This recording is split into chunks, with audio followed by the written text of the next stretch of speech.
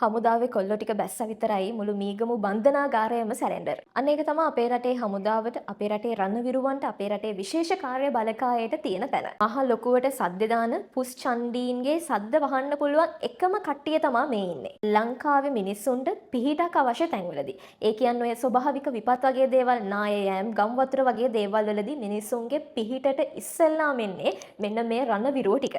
ඊට පස්සේ පොලිසියට මිනිස්සු පාලනය කරගන්න බැරි වෙන තැන්වල අන්න එතකොට පොලිසිය උදව්වට එන්නේත් මෙන්න මේ හමුදාවේ කොල්ලෝ ටික, අපේ රණවිරුව ටික. ලංකාවේ පොලිසියට පාලනය කරගන්න බැරි තරමේ මොනවාම හරි සිදුවීමක් වුණාම සාමාන්‍ය ජනතාව විදිහට අපි ඔයාලා හැමෝටමත් කියවෙන්නේ ඔය වැඩේ ආමියකට බාර දුන්නා නම්, ඔය වැඩේ විශේෂ කාර්ය බලකායට බාර දුන්නා නම් මේ වෙද්දිත් ඉවර කරලානේ. ඔන්න ඔය වගේ දේවල්නේ.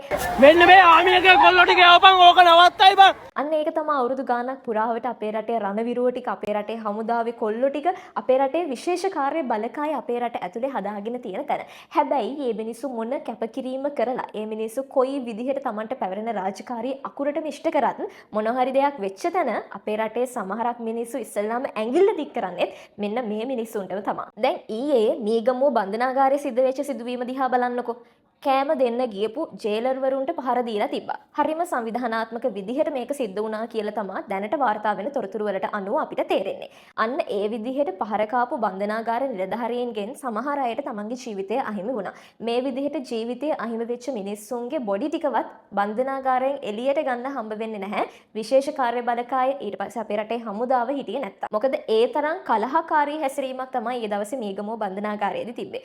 මේ සිදුවීම පාලනය වෙන්නෙම විශේෂ කාර්ය බලකාය සහ හමුදාව එතනට ආවට පස්සේ පොලිසියත් යම්කිසි මට්ටමක මෙහෙවරක් ඉෂ්ට කරා. හැබැයි තත්ත්වය පාලනය වුණේ අන්න අර කියපු ෆෝසස් අය ආවට පස්සේ. මීගමුව බන්ධනාගාරයේ දොර අරගෙන පොලිස් විශේෂ කාර්ය බලකාය ඇතුළට යද්දී පොළු මුගුරු අරගෙන එතන දොර ළඟ හිටපු ඔක්කොම එවුන් පැනලා දුවනවා, දුවපු දිහාවක්වත් හොයාගන්න බැරි වෙන. ඒ තරමට බයයි පොලිස් විශේෂ කාර්ය බලකායට. මොකද දන්නවා මේ මිනිස්සු ගේම් එකට බැස්සොත් ගේම් එක ඉවර කරලම තමයි නතර වෙන්නේ කියලා. අපේ රටේ ගොඩක් මිනිස්සු පොලිසියට බය නැහැ දැන්. ඇයි පොලිසියේ නීතියේ හිල් තියනවා කියලා ගොඩක් අය දන්නවා. හැබැයි ආමියකට, අපේ රටේ පොලිස් විශේෂ කාර්ය බලකායට අපේ රටේ මිනිස්සු ගොඩක් ගෞරව කරනවා. ඒ ගෞරවය නිසාම ගෞරවයත් එක්ක ඇතිවෙච්ච බයක් තියෙනවා. ඒක නිසා මේ මිනිස්සු ඉන්න තැනකවත් වැරද්දක් කරන්න අපේ රටේ මිනිස්සු පෙළඹෙන්නේ නැහැ. ඊයේ මීගමුව බන්ධනාගාරයේ මීට වඩා ජීවිත අහිමිවීම සංඛ්‍යාවක් වාර්තා වෙන්න කලින්, මීට වඩා ලොකු ඛේදවාචකයක් වෙන්න කලින් මේ තත්ත්වය පාලනය කරන්න මෙතනට එකතු වෙච්ච සියලුම ෆෝසස් වල අයට මම හදවතින්ම ආචාර කරනවා සහ හදවතින්ම ස්තුතිවන්ත වෙනවා.